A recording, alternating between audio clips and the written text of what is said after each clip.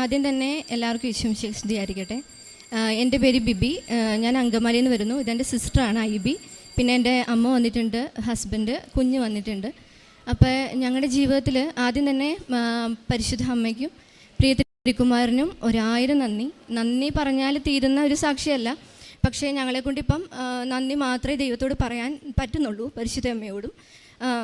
ആദ്യത്തെ സാക്ഷി എന്ന് പറയുന്നത് ഞങ്ങളുടെ ജീവിതത്തിൽ ഒരിക്കലും നടക്കില്ല എന്ന് ഞങ്ങൾ ഉറച്ച് വിശ്വസിച്ചെന്നല്ല, നടക്കില്ലാത്തൊരു സാക്ഷ്യമാണ്.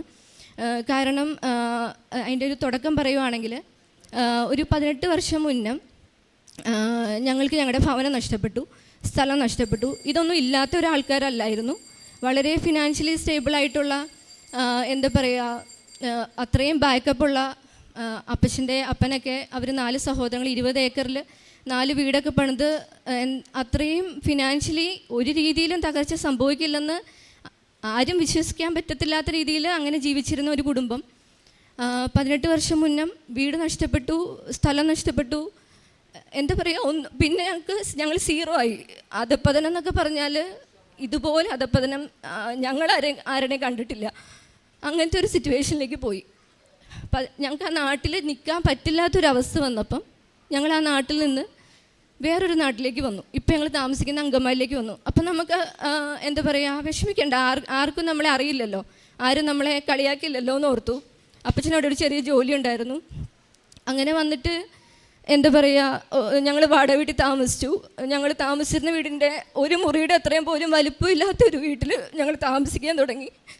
എന്താ പറയുക, ഒന്നും എനിക്കത് പറയാനില്ല. അത്രയും നാണക്കേടാണ് ഞങ്ങളുടെ മനസ്സിൽ. അപമാനം, ബന്ധുക്കളെല്ലാം ഞങ്ങളെ മാറ്റി നിർത്തി. നമുക്കൊരു ഫംഗ്ഷന് പോകാൻ പോലും പറ്റില്ല.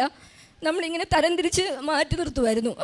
പിന്നെ അപ്പച്ചനുണ്ടായിരുന്ന ഒരു നിലയും വിലയും, അപ്പച്ചനെ കാണുമ്പോൾ റെസ്പെക്റ്റ് ചെയ്യുന്നവർ നമ്മളെ പുച്ഛിച്ചു. ഒരുപാട് എന്താ പറയുക, പരിഹാസമേറ്റു. അത് നിങ്ങളോട് പറഞ്ഞാൽ എത്രത്തോളം നിങ്ങൾക്ക് മനസ്സിലാവുമെന്ന് അറിയത്തില്ല. അത്രത്തോളം തകർന്ന് ജീവിച്ചു. ഞങ്ങളാകെ അന്നേരം ചെയ്തത് ദൈവത്തോട് പ്രാർത്ഥിച്ചു. ഞങ്ങളുടെ ദൈവമായ കർത്താവിന് ഞങ്ങളുടെ മേൽ കരുണ തോന്നോളം ഞങ്ങളുടെ കണ്ണുകൾ അവിടുത്തെ നോക്കിയിരുന്നു. ഞങ്ങൾ ദൈവത്തിനും മാതാവിനും സമാധാനം കൊടുത്തിട്ടില്ല ഇത്രയും വർഷം. ഞങ്ങളെ പരീക്ഷിച്ചായിരിക്കും 18 വർഷം ഞങ്ങൾ വെയിറ്റ് ചെയ്തു. ഞങ്ങൾക്കത് സാധിക്കില്ല. പിന്നെ ഞങ്ങൾ പഠിച്ചു. ഞങ്ങളുടെ ജീവിതത്തിൽ മുന്നോട്ട് ഓരോ കാര്യങ്ങളും നടന്നു. ഞാൻ പുറത്തു പോയപ്പോഴൊക്കെ നമുക്ക് കിട്ടുന്നത് നമുക്ക് കടം തീർക്കാനുള്ളതേ ഉള്ളൂ. ഒരു വീട് പണിയാനോ ഒരു സ്ഥലം മേടിക്കാനോ അതൊക്കെ ഇമ്പോസിബിളാണ്. അപ്പോൾ ഞങ്ങൾക്ക് ഈ കൊറോണയുടെ ഏറ്റവും ക്രൈസിസ് ഉണ്ടായിരുന്ന സമയത്ത് ഞങ്ങൾ ഇങ്ങനെ പ്രാർത്ഥിച്ചുകൊണ്ടിരുന്നു. ഇവിടെ വന്ന് ഉടമ്പടി എടുത്തു. ഫസ്റ്റ് ഞാനിവിടെ സാക്ഷ്യം പറഞ്ഞിട്ടുള്ളതാണ്. 2019 എടുത്തു. അതിൻ്റെ ഞങ്ങളുടെ കഴിഞ്ഞു. സോ അത് കഴിഞ്ഞ് ഞാൻ 22-ൽ ഞാനും ഹസ്ബൻഡ് ഒരുമിച്ച് വന്നെടുത്തു. ഞങ്ങളുടെ കുടുംബം എല്ലാം പരിശുദ്ധ അമ്മയോട് 2019 മുതൽ ചേർന്ന് നിന്നു.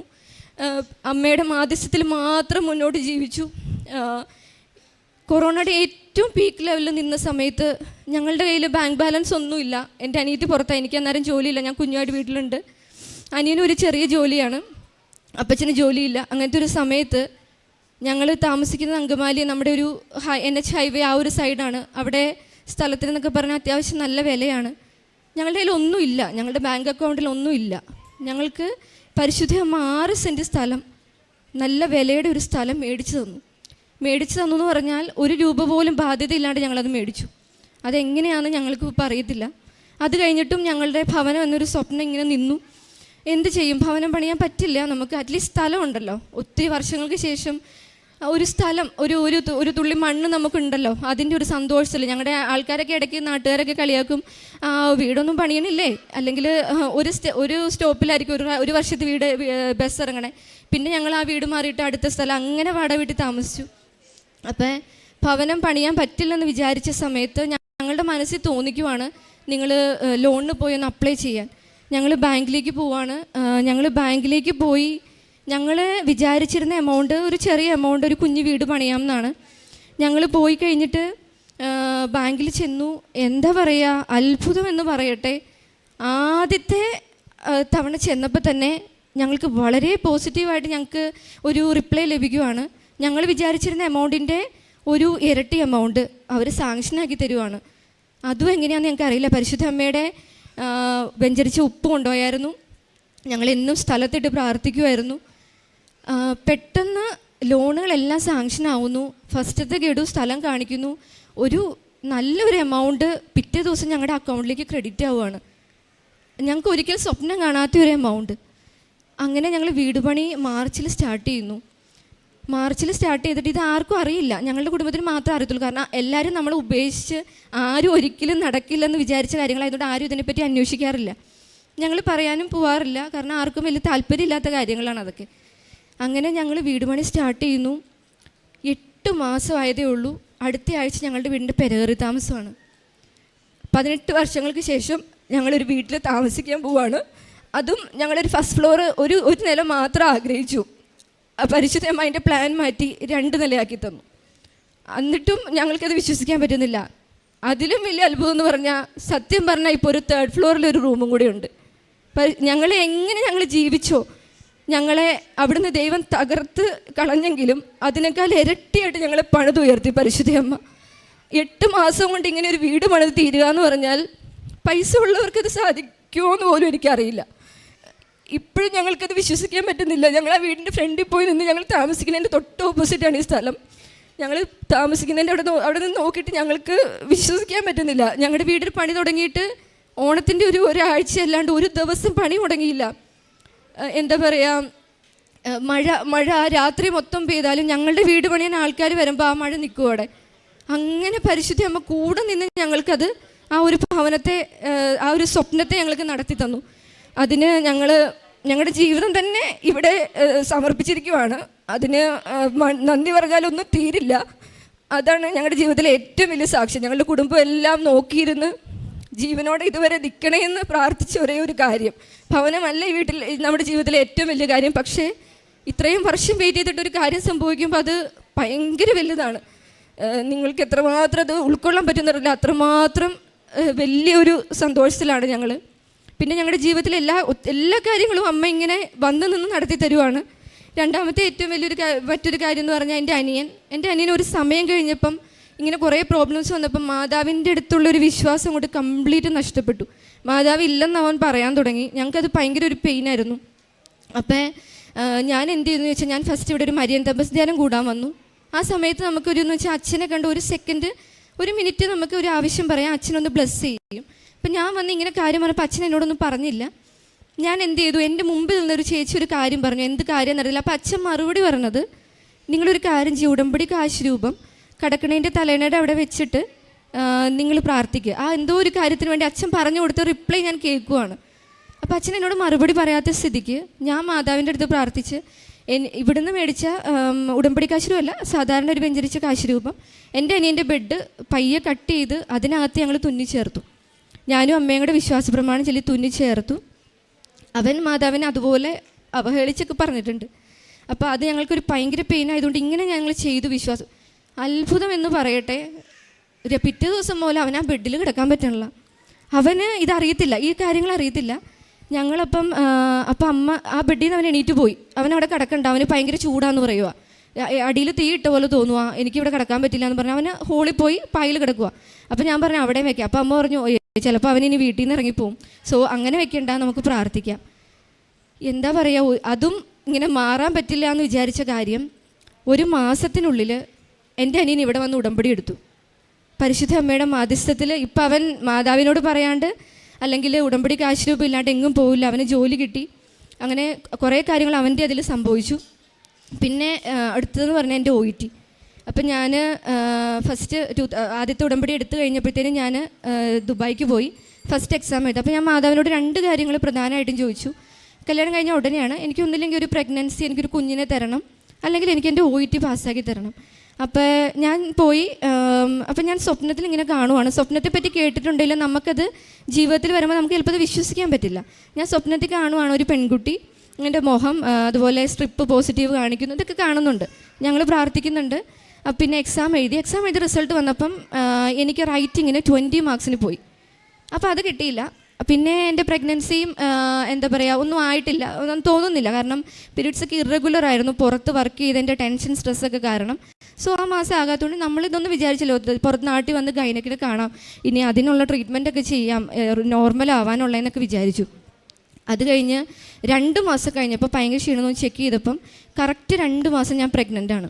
ഇതാരും സംഭവം എന്താ പറയുക, ആ എന്താണോ മാതാവ് കാണിച്ചു തന്നെ അത് തന്നെ ജീവിതത്തിൽ നേരിട്ട് ഞങ്ങൾ അനുഭവിച്ചു.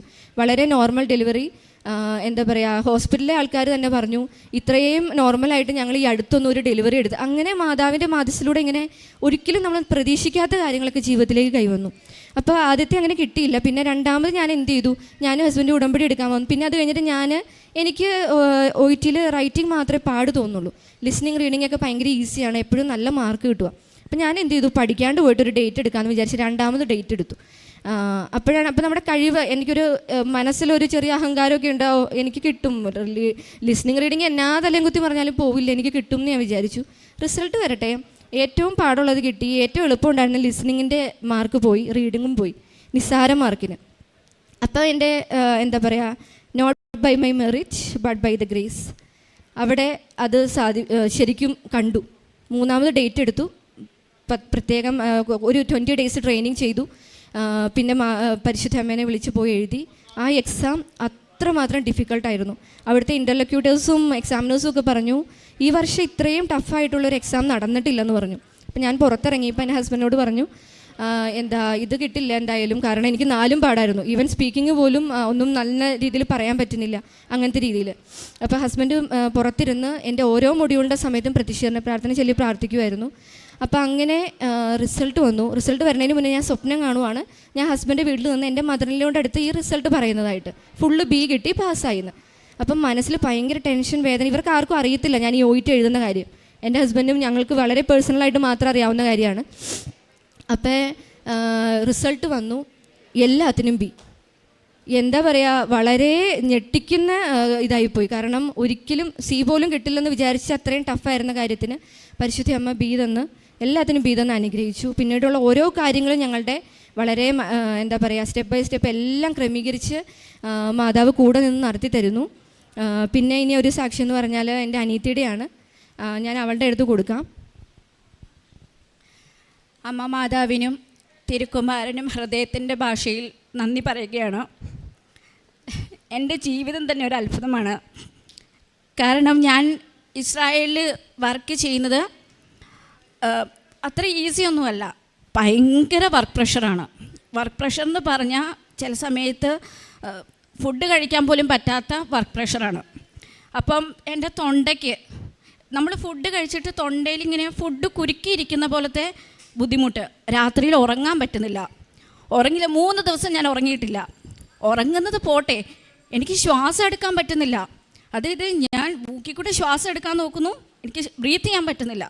ഞാനതിട്ട് കുറേ വെള്ളം കുടിച്ചു, എന്തെങ്കിലും കുരുക്കിയിരിക്കുവാണെങ്കിൽ പോട്ടെ എന്ന് ഓർത്ത്. ഒരു രക്ഷയില്ല. എന്നിട്ട് ഞാൻ ഇരുന്ന് നേരം വെളുപ്പിക്കുകയാണ് ചെയ്തത്. എന്നിട്ട് ഞാൻ പ്രാർത്ഥിച്ചു, ദൈവമേ എനിക്ക് എന്താ സംഭവിക്കുന്നേ, എനിക്ക് എന്തെങ്കിലും സംഭവിച്ചാൽ എൻ്റെ വീട്ടിൽ ആരുണ്ട്? ആ സമയത്ത് എനിക്കാണ് ജോലിയുള്ളത്, ചേച്ചിക്ക് ജോലിയില്ല. കാരണം എക്സാം കാര്യങ്ങൾ പ്രിപ്പറേഷൻസൊക്കെയാണ്. അനിയനൊരു ചെറിയ ജോലിയുള്ളൂ, വാടക കൊടുക്കാൻ മാത്രമേ ഞങ്ങൾക്ക് അത് തികയത്തുള്ളൂ. അപ്പം ഞാൻ പ്രാർത്ഥിച്ചു, എനിക്ക് എന്ത് വന്നാലും സാരമില്ല, പക്ഷേ ഇവരൊക്കെ ഒരു നിലയിലാകുന്നത് വരെ എന്നെ ഒന്ന് പിടിച്ചു നിർത്തണേന്ന്.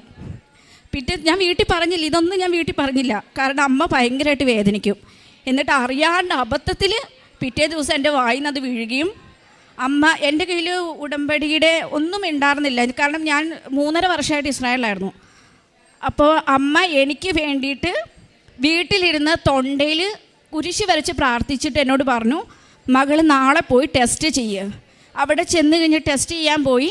അപ്പോൾ പറഞ്ഞു, ഇവിടെ തൊണ്ടയിൽ തടിപ്പുണ്ട്, ഈ 2 സൈഡിലും ഇവിടെ ഈ കുഴിയുടെ സൈഡിലും എന്തോ ഉണ്ട്. ഡോക്ടർ എന്നോട് കൺഫേം ചെയ്ത് പറഞ്ഞു, അത് എന്താണെന്ന് നമുക്ക് കണ്ടുപിടിക്കാൻ അൾട്രാസൗണ്ട് സ്കാനിങ് ചെയ്യാൻ പറഞ്ഞു. ഡേറ്റ് കിട്ടത്തില്ല, നമുക്ക് അവിടെയൊക്കെ ഡേറ്റ് കിട്ടുന്നത് 1 month കഴിഞ്ഞാൽ. അപ്പം ഞാൻ പ്രാർത്ഥിച്ചു, മാതാവേ എനിക്ക് പെട്ടെന്ന് അറിയണം, ഇത്രയും ദിവസം ടെൻഷൻ സഹിക്കാൻ പറ്റത്തില്ല. പക്ഷേ അത് പെട്ടെന്ന് എൻ്റെ പേഷ്യൻറ്റിൻ്റെ മകൾ വിളിച്ചിട്ട് പറഞ്ഞു, എടി ഒരു സ്കാനിങ്ങിന് വന്നിട്ടുണ്ട്, നാളെ രാവിലെയാണ്, നമുക്ക് പോയി ചെയ്യാമെന്ന് പറഞ്ഞു. പോയി ചെയ്തു. എനിക്കറിയില്ല, ഞാൻ അവിടെ കിടന്ന് കരഞ്ഞു. ഇങ്ങനൊരു സംഭവമേ ഇല്ല, ഒരു മുഴയില്ല, ഒരു തടിപ്പില്ല, എനിക്ക് ശ്വാസം എടുക്കുന്നതിനും ബുദ്ധിമുട്ടുമില്ല. 3-4 ദിവസം കൂടി അന്ന് രാത്രി ഇതുവരെ ഉറങ്ങാത്ത രീതിയിൽ ഞാൻ സമാധാനപരമായിട്ട് ഞാൻ ഉറങ്ങി. അത് നാട്ടിൽ നിൽക്കുന്നവർക്ക് എത്ര മനസ്സിലാവും എന്നറിയില്ല. വിദേശത്ത് ജോലി ചെയ്യുന്നവർക്ക് എന്തായാലും അത് മനസ്സിലാവും. കാരണം നമ്മുടെ പകൽ മുഴുവൻ ഡ്യൂട്ടി, ഞങ്ങൾക്ക് 24 മണിക്കൂറാണ് ഡ്യൂട്ടി, 7 ദിവസം ലീവില്ല. അപ്പോൾ ഈ ഡ്യൂട്ടി പ്രഷറിൻ്റെ കൂടെ ഇതും കൂടി ആകുമ്പോൾ നമുക്ക് താങ്ങാൻ പറ്റുന്നതിൻ്റെ അപ്പുറമാണ്. അത് അമ്മ മാതാവ് തിരുക്കുമാരനോട് പറഞ്ഞ് അങ്ങനെ ഒരു സംഭവമേ ഇല്ലാത്ത രീതിയിലാക്കി തന്നു. അമ്മ മാതാവിനും തിരുക്കുമാരനും 1000 നന്ദി. പിന്നെ ഒരു ചെറിയ കാര്യം കൂടി പറയാനുള്ളത്, ഹസ്ബൻഡ് ജോലിയുടെയാണ്. അപ്പോൾ ആദ്യം ഒരു ചെറിയ ജോബായിരുന്നു, പിന്നെ ഞങ്ങൾ ഉടമ്പടി എടുത്ത് പ്രാർത്ഥിച്ചതിൻ്റെ ഇതായിട്ട് നല്ലൊരു ജോലി ലഭിച്ചു. അങ്ങനെ ചെറുതും വലുതുമായിട്ട് ഒരുപാട് കാര്യങ്ങളുണ്ട്. പിന്നെ ശരീരത്തിനൊരു ഇടത് സൈഡിൽ എൻ്റെ ശരീരത്തിന് ഒരു ബുദ്ധിമുട്ടായിരുന്നു, ഒരു ഡൈജഷൻ എന്തൊക്കെയോ ഒരു പ്രോബ്ലം നമുക്ക് തോന്നി. അതുപോലെ അത് തന്നെ വിശുദ്ധ തൈലം തൂത്ത് പ്രാർത്ഥിച്ച് അങ്ങനെ ഒരുപാട് കാര്യങ്ങളുണ്ട്. അപ്പം ദൈവം പരിശുദ്ധ അമ്മ പ്രിയ തിരുക്കുമാരൻ വഴി ചെയ്തു തന്ന എല്ലാ അനുഗ്രഹങ്ങൾക്കും 1000 നന്ദി പറയുന്നു. പരിശുദ്ധ അമ്മയ്ക്ക് ഈശോയ്ക്കും പ്രത്യേകമായിട്ട് നന്ദി പറഞ്ഞ് പ്രാർത്ഥിക്കാം. 18 വർഷ കാലഘട്ടം അനുഭവിച്ച മാനസിക സംഘർഷങ്ങൾ അത് വളരെയേറെ ആർക്കും പറഞ്ഞറിയിക്കാൻ പറ്റാത്ത അത്രമാത്രം വേദനയാണ്.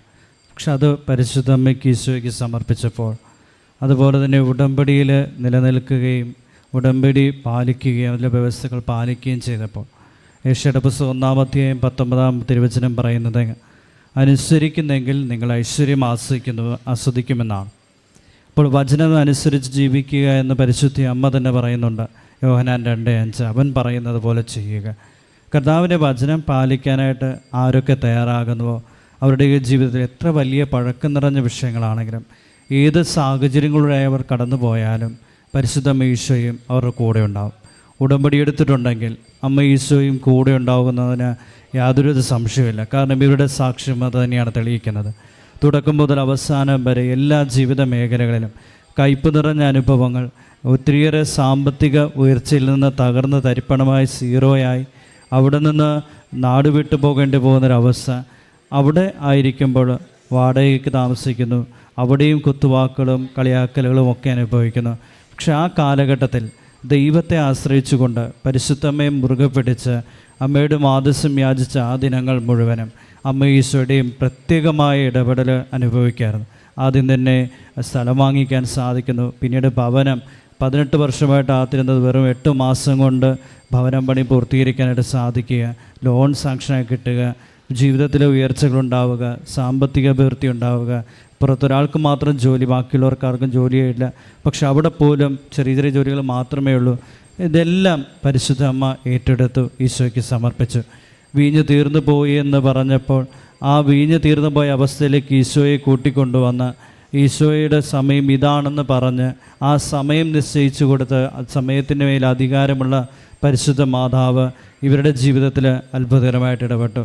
അതോടൊപ്പം തന്നെ കൃപയുടെ നിറവുകൾ നിറച്ച് OET എക്സാം പാസ്സാകാനും, അതുപോലെ പ്രത്യേകിച്ച് തൊണ്ട വേദന മാറാൻ ഉടമ്പടി നേർച്ച വസ്തുക്കൾ ഉപയോഗിച്ച് വിശ്വാസ പ്രമാണം ചൊല്ലി യേശുവിനെ കർത്താവായിട്ട് ഏറ്റുപറഞ്ഞ്, അതുപോലെ തന്നെ സ്വർഗീയ പിതാവ് തൻ്റെ പുത്രനായ യേശു ക്രിസ്തുവിനെ മരിച്ചുവെന്ന് ഉയർപ്പിച്ചുവെന്ന് ഹൃദയം കൊണ്ട് വിശ്വസിച്ച് അതിലൂടെ പൂർണ്ണമായിട്ടും ഉടമ്പടിയിലൂടെ കടന്നു പോയപ്പോൾ തള്ളക്കോഴി തൻ്റെ കുഞ്ഞുങ്ങളെ ചിറകിൽ ചേർത്ത് നിർത്തുന്നത് പോലെ ദൈവം ഇവരെ പരിപാലിക്കുകയായിരുന്നു.